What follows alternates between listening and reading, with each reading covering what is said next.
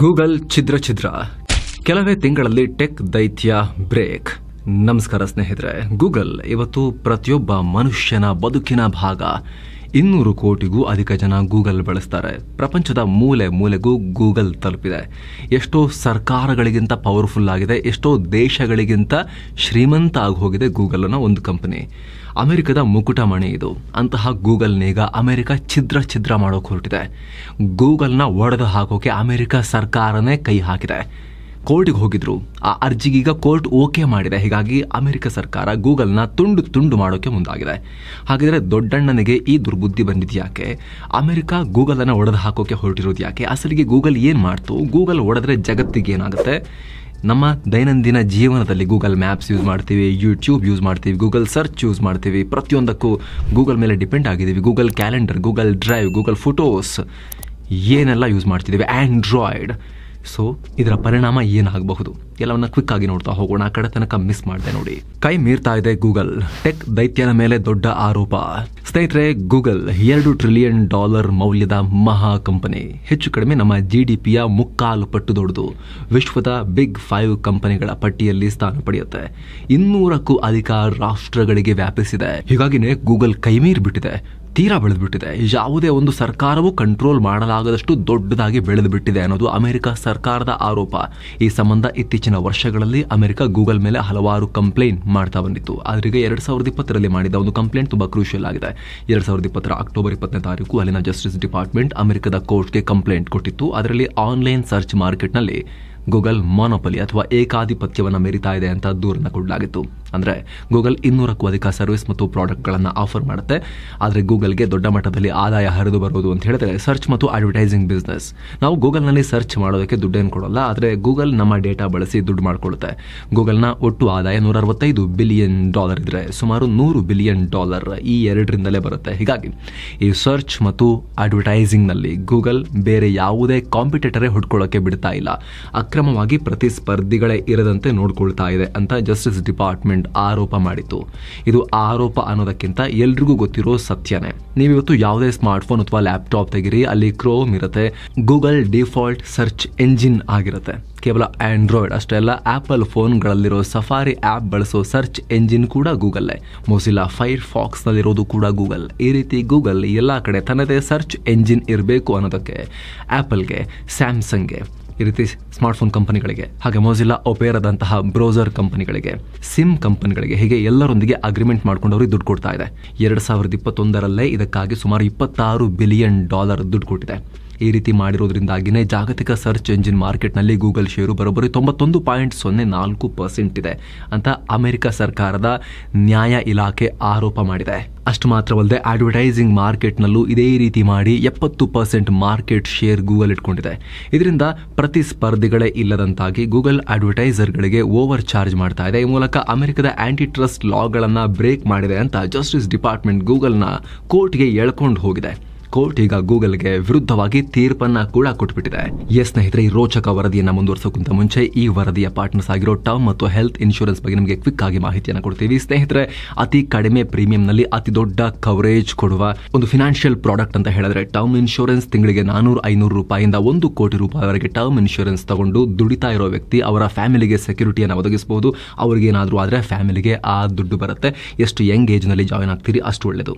ಇನ್ನು health insurance ಅಂತ ಹೇಳಿದ್ರೆ ಸ್ನೇಹಿತರೆ, ಇಡೀ ಫ್ಯಾಮಿಲಿಗೆ, ನೀವು ಮತ್ತು ನಿಮ್ಮ ಫ್ಯಾಮಿಲಿಗೆ 50 ಲಕ್ಷದ್ದೋ 25 ಲಕ್ಷದ್ದೋ ಎಷ್ಟರದಾದ್ರೂ ನಿಮ್ಮ ಸಾಮರ್ಥ್ಯಕ್ಕೆ ತಕ್ಕಂತೆ ಮತ್ತು ಅಗತ್ಯಕ್ಕೆ ತಕ್ಕಂತೆ ಹೆಲ್ತ್ ಇನ್ಶೂರೆನ್ಸ್ ಮಾಡಿಸಿದ್ರೆ ನಿಮಗೇನಾದರೂ ಆರೋಗ್ಯ ಸಮಸ್ಯೆ ಬಂದರೆ, ಹಾಸ್ಪಿಟಲ್ಗೆ ಅಡ್ಮಿಟ್ ಆಗೋ ಸಮಸ್ಯೆ ಬಂದರೆ, ಏನೇ ಆರೋಗ್ಯದ ಸಮಸ್ಯೆ ಆದರೂ ಕೂಡ ಹಾಸ್ಪಿಟಲ್ ಬಿಲ್ಲನ್ನು ನೀವು ಎಷ್ಟು ಕವರೇಜ್ ತಗೊಂಡಿರ್ತೀರೋ ಅಷ್ಟು ಕವರೇಜ್ ತನಕವೂ ಕೂಡ ಹೆಲ್ತ್ ಇನ್ಶೂರೆನ್ಸ್ ಕಂಪನಿ ಪೇ ಮಾಡುತ್ತೆ.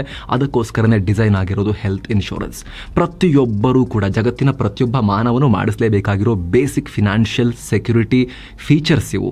ಯಾರು ಇನ್ನೂ ಮಾಡಿಸಿಲ್ಲ, ಡಿಸ್ಕ್ರಿಪ್ಷನ್ ನಲ್ಲಿ ಹಾಗೂ ಪಿನ್ ಮಾಡಿರೋ ಕಾಮೆಂಟ್ ನಲ್ಲಿ ಲಿಂಕ್ ಇದೆ. ಮಿಸ್ ಮಾಡದೆ ಚೆಕ್ ಮಾಡಿ. ನಿಮ್ಮ ಫ್ಯಾಮಿಲಿಗೆ ಈ ಸೆಕ್ಯೂರಿಟಿಯನ್ನ, ಭದ್ರತೆಯನ್ನ ಒದಗಿಸಬಹುದು. ಈಗ ವರದಿಯಲ್ಲಿ ಮುಂದುವರಿಯೋದಾದ್ರೆ, ಗೂಗಲ್ನ ಒಡೆದು ಹಾಕಿ ಆದೇಶ ಕೊಟ್ಟ ಭಾರತೀಯ. ಸ್ನೇಹಿತರೆ, 2023 ಸೆಪ್ಟೆಂಬರ್ನಲ್ಲಿ ಕೊಲಂಬಿಯಾದ ಡಿಸ್ಟ್ರಿಕ್ಟ್ ಕೋರ್ಟ್ ಈ ವಿಚಾರಣೆ ಆಲಿಸಿತ್ತು. ಇಲ್ಲಿ ಇಂಟ್ರೆಸ್ಟಿಂಗ್ ಅಂದ್ರೆ ಅಮಿತ್ ಮೆಹ್ತಾ ಅನ್ನೋ ಭಾರತ ಮೂಲದ ಜಡ್ಜ್ ಒಬ್ರು ಈ ಕೇಸ್ನ ಹಿಯರ್ ಮಾಡಿದ್ರು. ಇವರಿಗೆ ಈ ಹಿಂದೆ ಟ್ರಂಪ್ರ ಶ್ವೇತಭವನ ದಾಳಿಯಂತಹ ಮಹತ್ವದ ಕೇಸನ್ನ ಹ್ಯಾಂಡಲ್ ಮಾಡಿರೋ ಎಕ್ಸ್ಪೀರಿಯನ್ಸ್ ಕೂಡ ಇದೆ. ಇದೆ. ಸೊ ಈ ಅಮಿತ್ ಮೆಹ್ತಾ ಕಳೆದ ಆಗಸ್ಟ್ನಲ್ಲಿ ಗೂಗಲ್ ಕೇಸ್ ವಿಚಾರದಲ್ಲಿ ಜಡ್ಜ್ಮೆಂಟೇ ಕೊಟ್ಟುಬಿಟ್ಟಿದ್ದಾರೆ ತೀರ್ಪನ್ನ. ಗೂಗಲ್ ಒಂದು ಮೊನೋಪೊಲಿಸ್ಟ್ ಕಂಪನಿ. ಈ ಮೊನೋಪೊಲಿಯನ್ನ ಉಳಿಸ್ಕೊಳ್ಳೋಕೆ ಅಕ್ರಮವಾಗಿ ನಡ್ಕೊಂಡಿದೆ. ಹೀಗಾಗಿ ಗೂಗಲ್ನ ಏಕಾಧಿಪತ್ಯವನ್ನ ಮುರಿಬೇಕು, ಅಂದ್ರೆ ಗೂಗಲ್ನ ಬ್ರೇಕ್ ಮಾಡಿಬಿಡಿ, ಒಡೆದು ಹಾಕಬಿಡಿ ಅನ್ನೋ ರೀತಿಯಲ್ಲಿ ತೀರ್ಪನ್ನ ಕೊಟ್ಟಿದ್ದಾರೆ. ಆದರೆ ಸ್ನೇಹಿತರೆ, ಅಮೆರಿಕದ ಕಾನೂನಲ್ಲಿ ಈ ರೀತಿ ಸಿವಿಲ್ ಅಪರಾಧ ಆದಾಗ ಮಿಡಲ್ ಗ್ರೌಂಡ್ಗೆ ಅವಕಾಶ ಇದೆ. ಅಂದ್ರೆ ನೇರವಾಗಿ ಭೀಕರ ಪರಿಣಾಮ ಬೀರೋ ಜಡ್ಜ್ಮೆಂಟ್ ಕೊಡೋಕು ಮುನ್ನ ಆಗಿರೋ ಅನ್ಯಾಯವನ್ನ ಸರಿಪಡಿಸೋಕೆ ಏನಾದರೂ ಪರಿಹಾರದ ದಾರಿ ಇದೆಯಾ ಅಂತ ನೋಡಬಹುದು. ಇದನ್ನ ರೆಮಿಡೀಸ್ ಅಂತ ಕರೀತಾರೆ. ಗೂಗಲ್ ಕೇಸ್ನಲ್ಲಿ ಕೂಡ ಅಮೆರಿಕದ ಕೋರ್ಟ್ ಜಸ್ಟಿಸ್ ಡಿಪಾರ್ಟ್ಮೆಂಟ್ ಈ ರೀತಿ ಗೂಗಲ್ ಮೊನೋಪೊಲಿ ಕಡಿಮೆ ಮಾಡೋಕೆ ರೆಮಿಡಿಗಳನ್ನ ಸೂಚಿಸೋಕೆ ಹೇಳಿತ್ತು. ಜಸ್ಟಿಸ್ ಡಿಪಾರ್ಟ್ಮೆಂಟ್ ಈಗ ಪರಿಹಾರ ಅಲ್ಲ, ಗೂಗಲ್ನ ಮರ್ಮಸ್ಥಾನಕ್ಕೆ ಪ್ರಹಾರ ಮಾಡುವಂತಹ ರೆಮಿಡಿಗಳನ್ನ ಸೂಚಿಸಿದೆ. ಕ್ರೋಮ್ ಬಿಟ್ಬಿಡು ಅಂದ ದೊಡ್ಡಣ್ಣ, ಆಂಡ್ರಾಯ್ಡ್ಗೂ ಅಮೆರಿಕ ಕನ್ನ. ಸ್ನೇಹಿತರೆ, ಕೋರ್ಟ್ ಸಲಹೆಯಂತೆ ರೆಮಿಡಿಗಳ ಪಟ್ಟಿ ಇಟ್ಟಿರೋ ಜಸ್ಟಿಸ್ ಡಿಪಾರ್ಟ್ಮೆಂಟ್ ಗೂಗಲ್ಗೆ ಕ್ರೋಮ್ ಬ್ರೌಸರ್ ಅನ್ನೇ ಮಾರ್ಬಿಡಿ ಅಂತ ಹೇಳಿದೆ. ಎಸ್, ಗೂಗಲ್ನ ಅಸ್ತಿತ್ವವೇ ಅಡಗಿರುವಂತಹ ಕ್ರೋಮ್ ಅನ್ನ ಮಾರೋಕೆ ಹೇಳಿ ಅಂತ ಜಸ್ಟಿಸ್ ಡಿಪಾರ್ಟ್ಮೆಂಟ್ ಅಮೆರಿಕದ ಕೋರ್ಟ್ಗೆ ಹೇಳಿದೆ. ಒಂದು ವೇಳೆ ಅದು ಸಾಧ್ಯ ಆಗದೇ ಇದ್ರೆ ಅಟ್ಲೀಸ್ಟ್ ಆಂಡ್ರಾಯ್ಡ್ ಆಪರೇಟಿಂಗ್ ಸಿಸ್ಟಮ್ನಿಂದ ಆದರೂ ಕೂಡ ಗೂಗಲ್ ಮುಕ್ತಿ ಹೊಂದಬೇಕು ಅಂತ ಹೇಳಿದೆ. ಅಂದ್ರೆ ಆಂಡ್ರಾಯ್ಡ್ನ ಮಾರಬೇಕು ಅಂತ ಹೇಳಿದೆ. ಇಲ್ಲ, ಕನಿಷ್ಠ ಪಕ್ಷ ಆಂಡ್ರಾಯ್ಡ್ ಬಳಸೋ ಫೋನ್ಗಳಲ್ಲಿ ಗೂಗಲ್ ತನ್ನ ಆ್ಯಪ್ಗಳು ಇರಲೇಬೇಕು ಅಂತ ಕಡ್ಡಾಯವಾಗಿ ಫೋರ್ಸ್ ಮಾಡೋದನ್ನ ನಿಲ್ಲಿಸಬೇಕು ಅಂತ ಹೇಳಿದೆ. ಈ ರೀತಿ ಮೂರು ಘಾತಕ ಆಪ್ಷನ್ಗಳನ್ನ ಜಸ್ಟಿಸ್ ಡಿಪಾರ್ಟ್ಮೆಂಟ್ ಗೂಗಲ್ ಮುಂದೆ ಇಟ್ಟಿದೆ. ಸಾಲದು ಅಂತ ಇದೆಲ್ಲದರ ಜೊತೆಗೆ ಗೂಗಲ್ ಬೇರೆ ಬ್ರೌಸರ್ಗಳಲ್ಲಿ ಡಿಫಾಲ್ಟ್ ಸರ್ಚ್ ಇಂಜಿನ್ ಆಗಿರೋದನ್ನ ತಡೆಯೋದಕ್ಕೆ ಆಪಲ್ ನಂತಹ ಕಂಪನಿಗಳೊಂದಿಗೆ ಒಪ್ಪಂದ ಮಾಡಿಕೊಳ್ಳಬಾರದು, ಆ ರೀತಿ ನಿರ್ಬಂಧ ಹೇರಬೇಕು ಅಂತ ಕೋರ್ಟ್ಗೆ ಮನವಿ ಮಾಡಿದೆ. ಅಲ್ಲದೆ ಗೂಗಲ್ ತನ್ನ ಸರ್ಚ್ ರಿಸಲ್ಟ್ಸ್ ನಲ್ಲಿ ಕೇವಲ ತನ್ನ ಪ್ರಾಡಕ್ಟ್ಗಳಿಗಷ್ಟೇ ಆದ್ಯತೆ ಕೊಡುವಂತಿಲ್ಲ ಅಂತ ಹೇಳಿದೆ. ಅಂದ್ರೆ ಗೂಗಲ್ನಲ್ಲಿ ಸರ್ಚ್ ಮಾಡಿದಾಗ ಮೇಲ್ಗಡೆ YouTube videos, Google map links, gemini AI summary ಎಲ್ಲ ಬರುತ್ತಲ್ಲ, ಆ ರೀತಿ ತನ್ನ ಪ್ರಾಡಕ್ಟ್ಸ್ಗೆ ಮಾತ್ರ ಪ್ರಿಫರೆನ್ಸ್ ಕೊಡಬಾರದು ಅಂತ ಹೇಳಿದೆ. ಜೊತೆಗೆ ಗೂಗಲ್ ತನ್ನ ಸರ್ಚ್ ಇಂಡೆಕ್ಸ್ ಡೇಟಾಬೇಸ್ ನಿಂದ ಸರ್ಚ್ ರಿಸಲ್ಟ್ಸ್ ಅನ್ನ ಸೃಷ್ಟಿ ಮಾಡುತ್ತೆ. ಸೊ ಗೂಗಲ್ ಈ ಡೇಟಾಬೇಸ್ ನ ಕೂಡ ಅಗ್ಗದ ದರದಲ್ಲಿ ತನ್ನ ಪ್ರತಿಸ್ಪರ್ಧಿ ಸರ್ಚ್ ಎಂಜಿನ್ ಕಂಪನಿಗಳಿಗೆ ಶೇರ್ ಮಾಡಬೇಕು. ಸುಮಾರು 10 ವರ್ಷಗಳವರೆಗೆ ಸರ್ಚ್ ರಿಸಲ್ಟ್ಸ್ ಹೇಗೆ ಬರುತ್ತೆ, ಸರ್ಚ್ ರಿಸಲ್ಟ್ಸ್ ನ ಹೇಗೆ ರ್ಯಾಂಕಿಂಗ್ ಮಾಡುತ್ತೆ ಅನ್ನೋ ಆಲ್ಗೊರಿದಮ್, ಅಮೆರಿಕದಲ್ಲಿನ ಸರ್ಚ್ ಡೇಟಾ ಇದೆಲ್ಲವನ್ನ ಶೇರ್ ಮಾಡಬೇಕು. ಇದರಿಂದ ಉಳಿದ ಸರ್ಚ್ ಎಂಜಿನ್ಗಳಿಗೂ ಕಾಂಪಿಟೇಷನ್ ಮಾಡೋಕೆ ಈಸಿ ಆಗುತ್ತೆ ಅಂತ ಹೇಳಿದೆ. ಅಮೆರಿಕದ ಕಾನೂನು ಕೇವಲ ಜಸ್ಟಿಸ್ ಡಿಪಾರ್ಟ್ಮೆಂಟ್ ಒಂದಕ್ಕಷ್ಟೇ ಅಲ್ಲ, ಗೂಗಲ್ಗೂ ಕೂಡ ತನ್ನ ಪ್ರಪೋಸಲ್ ಸಲ್ಲಿಸೋಕೆ ಅವಕಾಶ ಕೊಟ್ಟಿದೆ. ಅಂದ್ರೆ ತನ್ನ ಮೊನೋಪೊಲಿಯನ್ನ ಕಡಿಮೆ ಮಾಡಿಕೊಳ್ಳೋಕೆ ತಾನೇನು ಕ್ರಮ ಕೈಗೊಳ್ಳಬಲ್ಲೆ ಅಂತ ಹೇಳಬಹುದು. ಡಿಸೆಂಬರ್ 20ನೇ ತಾರೀಕಿನವರೆಗೆ ಗೂಗಲ್ಗೆ ತನ್ನ ಪ್ರಪೋಸಲ್ಸ್ ಅನ್ನ ಸಲ್ಲಿಸೋಕೆ ಅವಕಾಶ ಇದೆ. 2025ರ ಏಪ್ರಿಲ್ನಲ್ಲಿ ಈ ರೆಮಿಡೀಸ್ ವಿಚಾರಣೆ ಮುಂದುವರಿಯುತ್ತೆ. ಟ್ರಂಪ್ ಭಯ, ಗೂಗಲ್ಗೆ ತನ್ನ ಪರವಾಗಿ ಪ್ರಪೋಸಲ್ ಸಲ್ಲಿಸುವ ಅವಕಾಶ ಇದೆ. ಆದರೆ ಬಹಳ ಕೇಸ್ಗಳಲ್ಲಿ, ಅದರಲ್ಲೂ ಕೂಡ ಸರ್ಕಾರ ಇನ್ವಾಲ್ವ್ ಆಗಿರೋ ಕೇಸ್ಗಳಲ್ಲಿ ಸರ್ಕಾರ ಸೂಚಿಸಿರೋ ಪ್ರಪೋಸಲ್ಗಳನ್ನೇ ಒಪ್ಪಿಕೊಳ್ಳಬೇಕಾಗುತ್ತೆ. ಗೂಗಲ್ ಆಂಡ್ರಾಯ್ಡ್ ಅಥವಾ ಕ್ರೋಮ್ನ ಬಿಟ್ಕೊಡ್ಬೇಕಾಗತ್ತೆ ಅಂತ ಹೇಳಲಾಗ್ತಿದೆ. ಅದರಲ್ಲೂ ಟ್ರಂಪ್ ಅಧಿಕಾರಕ್ಕೇರಿರೋದು ಗೂಗಲ್ಗೆ ಇನ್ನಷ್ಟು ಮುಳ್ಳು. ಯಾಕಂದ್ರೆ ಬಿಗ್ ಟೆಕ್ ಕಂಪನಿಗಳ ವಿರುದ್ಧ ಈ ಆಂಟಿಟ್ರಸ್ಟ್ ಕೇಸ್ಗಳು ಶುರುವಾಗಿದ್ದೆ ಟ್ರಂಪ್ ಪ್ರೆಸಿಡೆಂಟ್ ಆಗಿದ್ದ ಟೈಮ್ನಲ್ಲಿ. ಈ ಗೂಗಲ್ ಕೇಸ್ನ ಶುರು ಮಾಡಿದ್ದು ಕೂಡ ಟ್ರಂಪ್ ಆಡಳಿತ. ಈಗ ಮತ್ತೆ ಅಧಿಕಾರಕ್ಕೇರಿರುವಾಗಲೇ ಮುನ್ನೆಲೆಗೆ ಬಂದಿದೆ. ಹೀಗಾಗಿ ಟ್ರಂಪ್ ಈಸಿಯಾಗಿ ಬಿಡೋದಿಲ್ಲ. ಇದಕ್ಕೆ ಸಿಗ್ನಲ್ ಅನ್ನುವಂತೆ ಬಿಗ್ ಟೆಕ್ ಕಂಪನಿಗಳ ಏಕಾಧಿಪತ್ಯವನ್ನ ಕಟುವಾಗಿ ಟೀಕಿಸಿದ್ದ ವ್ಯಕ್ತಿಯನ್ನೇ ಟ್ರಂಪ್ ಅಮೆರಿಕದ ಅಟಾರ್ನಿ ಜನರಲ್ ಆಗಿ ನೇಮಿಸಿದ್ದಾರೆ. ಮ್ಯಾಟ್ ಗ್ಯಾಟ್ಸ್ ಅನ್ನೋ ಈ ವ್ಯಕ್ತಿ ಈ ಹಿಂದೆ ಹಲವು ಸಲ ಬಿಗ್ ಟೆಕ್ ಕಂಪನಿಗಳನ್ನ ತುಂಡು ಮಾಡಬೇಕು ಅಂತ ಮಾತಾಡಿದ್ರು. ಈಗ ಆ ವ್ಯಕ್ತಿ ಕೈಯಲ್ಲೇ ಅಧಿಕಾರ ಸಿಕ್ಕಿದೆ. ಅಲ್ಲದೆ ಗೂಗಲ್ ಅನ್ನ ಬ್ರೇಕ್ ಮಾಡೋದಕ್ಕೆ ಟ್ರಂಪ್ಗೆ ಪಕ್ಷಾತೀತವಾಗಿ ಜನ ಬೆಂಬಲ ಕೂಡ ಇದೆ. ಒಪಿನಿಯನ್ ಪೋಲ್ನಲ್ಲಿ 52% ಜನ ರಿಪಬ್ಲಿಕನ್ಸ್, 49% ಜನ ಡೆಮೊಕ್ರಾಟ್ಸ್ ಗೂಗಲ್ಗೆ ಪಾಠ ಕಲಿಸಬೇಕು ಅಂತ ವೋಟ್ ಮಾಡಿದ್ದಾರೆ. ಸೊ ಸರ್ವಾನುಮತ ಹೆಚ್ಚು ಕಮ್ಮಿ. ಹೀಗಾಗಿ ಗೂಗಲ್ ಭಾರಿ ಆತಂಕದಲ್ಲಿದೆ. ಕೇವಲ ಗೂಗಲ್ ಒಂದೇ ಅಂತಲ್ಲ, ಇಡೀ ಬಿಗ್ ಟೆಕ್ ವಲಯ ಅಮೆರಿಕದಲ್ಲಿ ಈಗ ಅಲುಗಾಡ್ತಾ ಇದೆ. ಯಾಕಂದ್ರೆ ಮೆಟಾ, ಅಮೆಜಾನ್, ಆಪಲ್ ಎಲ್ಲರೂ ಈ ರೀತಿ ಆಂಟಿಟ್ರಸ್ಟ್ ಕೇಸನ್ನ ಫೇಸ್ ಮಾಡ್ತಿದ್ದಾರೆ. ಒಂದು ವೇಳೆ ಈ ಕೇಸ್ನಲ್ಲಿ ಗೂಗಲ್ನ ಏನಾದರೂ ಬ್ರೇಕ್ ಮಾಡಿದ್ರೆ ಈ ಕಂಪನಿಗಳು ಕೂಡ ಅದೇ ಶಿಕ್ಷೆಯನ್ನ ಎದುರಿಸಬೇಕಾಗುತ್ತೆ. ಗೂಗಲ್ಗೆ ಪೆಟ್ಟು, ಜಗತ್ತಿಗೂ ಏಟು. ಅಂದಹಾಗೆ ಸ್ನೇಹಿತರೆ, ಗೂಗಲ್ಗೆ ಮೇಲ್ಮನವಿ ಸಲ್ಲಿಸುವ ಅವಕಾಶ ಇದೆ. ಅಮೆರಿಕದಲ್ಲಿ ಬಿಗ್ ಟೆಕ್ ಕಂಪನಿಗಳ ವಿರುದ್ಧ ಆಂಟಿಟ್ರಸ್ಟ್ ಕೇಸ್ ಬೀಳ್ತಿರೋದು ಮೊದಲ ಬಾರಿಯಲ್ಲ.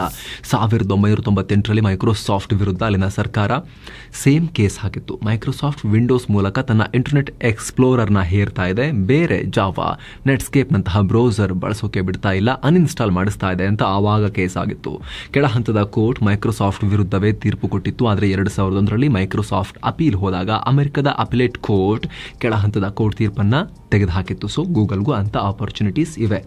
ಆದರೆ ಇಲ್ಲಿ ಗಮನಿಸಬೇಕಾಗಿರೋ ಅಂಶ ಅಂದ್ರೆ ಮೈಕ್ರೋಸಾಫ್ಟ್ ಈ ಕಾನೂನು ಜಂಜಾಟ ನಡೆಸುವಾಗ ಭರ್ಜರಿ ಪೆಟ್ಟು ತಿಂದಿತ್ತು. ಕಂಪ್ಲೀಟ್ ಫೋಕಸ್ ಕೇಸ್ಗಳನ್ನ ಗೆಲ್ಲೋದ್ರ ಮೇಲೆ ಇದ್ದಿದ್ರಿಂದ ಇನೋವೇಷನ್ ನಲ್ಲಿ ತುಂಬಾ ಹಿಂದುಳಿದ್ಬಿಡ್ತು. ಅಲ್ಲದೆ ಮೈಕ್ರೋಸಾಫ್ಟ್ ತನ್ನ API ಸಾಫ್ಟ್ವೇರ್ ಗಳನ್ನ ಬೇರೆಯವರಿಗೆ ತೆರೆದಿಡಬೇಕಾಯಿತು. ಈಗ ಗೂಗಲ್ ಕೂಡ ಒಂದು ವೇಳೆ ಕೇಸ್ ಗೆದ್ರೂ ಅದೇ ಪರಿಸ್ಥಿತಿಯನ್ನ ಫೇಸ್ ಮಾಡಬೇಕಾಗುತ್ತೆ. ಮೈಕ್ರೋಸಾಫ್ಟ್ಗೆ ಪೆಟ್ಟು ಬಿದ್ದಾಗ ಜನಸಾಮಾನ್ಯರಿಗೆ ಅಂತ ದೊಡ್ಡ ಎಫೆಕ್ಟ್ ಏನೂ ಆಗಿರಲಿಲ್ಲ. ಆದ್ರೆ ಗೂಗಲ್ಗೆ ಪೆಟ್ಟು ಬಿದ್ದರೆ ಇಡೀ ವಿಶ್ವವೇ ನಡುವೆ ಏಟು ತಿನ್ನಬೇಕಾಗುತ್ತೆ. ಯಾಕಂದರೆ ಈಗ ಆಲ್ರೆಡಿ ಹೇಳಿದ ಹಾಗೆ 67% ಜನ ಕ್ರೋಮ್ ಬ್ರೌಸರನ್ನು ಬಳಸ್ತಾರೆ, 71% ಜನ ಆಂಡ್ರಾಯ್ಡ್ ಫೋನ್ ಬಳಸ್ತಾರೆ. ಇಡೀ ವಿಶ್ವ ಗೂಗಲ್ ಮತ್ತು ಗೂಗಲ್ನ ಇಂಟಿಗ್ರೇಟೆಡ್ ಟೆಕ್ ಎಕೋಸಿಸ್ಟಮ್ನಲ್ಲಿ ಬಾಳ್ತಾ ಇದೆ. ಗೂಗಲ್ನ ಆ್ಯಪ್ಗಳು ಒಂದಕ್ಕೊಂದು ಪೂರಕವಾಗಿವೆ, ಕನೆಕ್ಟೆಡ್ ಆಗಿವೆ. ಈಗ ಅಲ್ಲಿ ಏರುಪೇರಾದರೆ ಭಾರಿ ಏರುಪೇರನ್ನು ಜನರು ಕೂಡ ತಮ್ಮ ದೈನಂದಿನ ಜೀವನದಲ್ಲಿ ಕೆಲ ಕಾಲ ಆದರೂ ಕೂಡ ಫೇಸ್ ಮಾಡಬೇಕಾಗಿ ಬರಬಹುದು. ಸೊ ಫ್ರೆಂಡ್ಸ್, ಇದಾಗಿತ್ತು ಗೂಗಲ್ ಒಡೆದು ಹೋಗೋ ಸಂಭಾವ್ಯತೆ ಬಗ್ಗೆ ನಿಮಗೆ ಕ್ವಿಕ್ ಆಗಿ ಮಾಹಿತಿ ಕೊಡೋ ಪ್ರಯತ್ನ. ಇಂಥ ದೊಡ್ಡ ಕಂಪನಿಗೆ ಈ ರೀತಿ ಅತಂತ್ರದ ಪರಿಸ್ಥಿತಿ ಎದುರಾಗಿದೆ ಅಂತ ಹೇಳಿದ್ರೆ ಜನಸಾಮಾನ್ಯರ ಜೀವನದಲ್ಲೂ ಕೂಡ ಯಾವಾಗಲೂ ಏನು ಬೇಕಾದರೂ ಆಗ್ಬೋದು. ಅದಕ್ಕೆ ಆಗಲೇ ಹೇಳಿದ ಟರ್ಮ್ ಮತ್ತು ಹೆಲ್ತ್ ಇನ್ಶೂರೆನ್ಸ್ ಬಗ್ಗೆ ಕ್ವಿಕ್ ರಿಮೈಂಡರ್. ಯಾರೆಲ್ಲ ಇನ್ನೂ ಮಾಡಿಸಿಲ್ಲ ಅವರು ಟರ್ಮ್ ಇನ್ಶೂರೆನ್ಸ್ ಮಾಡಿಸೋ ಮೂಲಕ ತಮ್ಮ ಫ್ಯಾಮಿಲಿಗೆ ಆರ್ಥಿಕ ಭದ್ರತೆಯನ್ನು, ತಮ್ಮ ಅನುಪಸ್ಥಿತಿಯಲ್ಲೂ ಆರ್ಥಿಕ ಸೆಕ್ಯೂರಿಟಿಯನ್ನು ಒದಗಿಸೋಕೆ ಇವಾಗಲೇ ಒಂದು ಪ್ರೊಟೆಕ್ಷನ್ ಬೈ ಮಾಡ್ಬೋದು. ಹೆಲ್ತ್ ಇನ್ಶೂರೆನ್ಸ್ ಮೂಲಕ ತಾವು ಹಾಗೂ ತಮ್ಮ ಫ್ಯಾಮಿಲಿಯ ಆರೋಗ್ಯದ ಭದ್ರತೆಯನ್ನು ಕನ್ಫರ್ಮ್ ಮಾಡ್ಕೋಬಹುದು. ಡಿಸ್ಕ್ರಿಪ್ಷನ್ ಮತ್ತು ಪಿನ್ ಮಾಡಿರೋ ಕಾಮೆಂಟ್ನಲ್ಲಿ ಕೊಟ್ಟಿರೋ ಲಿಂಕ್ ಮೂಲಕ ಹೋಗಿ ಭಾರತದ ಎಲ್ಲ ಟಾಪ್ ಕಂಪನಿಗಳ ಪ್ಲಾನ್ಸ್ ಅನ್ನು ಕಂಪೇರ್ ಮಾಡಿ ವಿತ್ ಎಕ್ಸ್ಟ್ರಾ ಆನ್ಲೈನ್ ಡಿಸ್ಕೌಂಟ್ನೊಂದಿಗೆ ನಿಮಗೆ ಬೇಕಾಗಿರೋ ಎಕ್ಸ್ಟ್ರಾ ಆಪ್ಷನಲ್ ಫೀಚರ್ಸನ್ನು ಕೂಡ ಸೇರಿಸಿಕೊಂಡು ನೀವು ಅತಿ ಕಡಿಮೆ ದರದಲ್ಲಿ ಬೈ ಮಾಡಬಹುದು. ಡಿಸ್ಕ್ರಿಪ್ಷನಲ್ಲಿ ಪಿನ್ ಮಾಡಿರೋ ಕಾಮೆಂಟ್ನಲ್ಲಿ ಲಿಂಕ್ ಇದೆ. ಆಸಕ್ತರು ಮಿಸ್ ಮಾಡದೆ ಚೆಕ್ ಮಾಡಿ. ಮತ್ತೆ ಭೇಟಿ ಆಗ್ತಿರೋಣ. ನಮಸ್ತೆ.